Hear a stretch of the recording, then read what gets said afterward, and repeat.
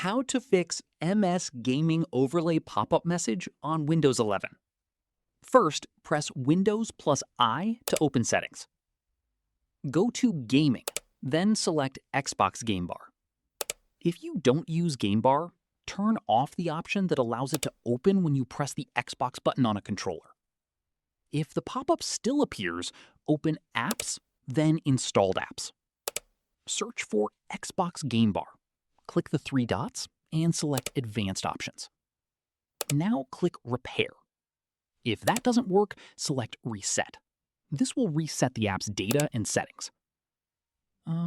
If you actually use Xbox Game Bar, make sure it's updated through the Microsoft Store. That's how you can fix the MS Gaming Overlay pop-up error on Windows 11 without complicated steps. If this video helped you, please like and share it. And don't forget to subscribe for more helpful Windows tutorials.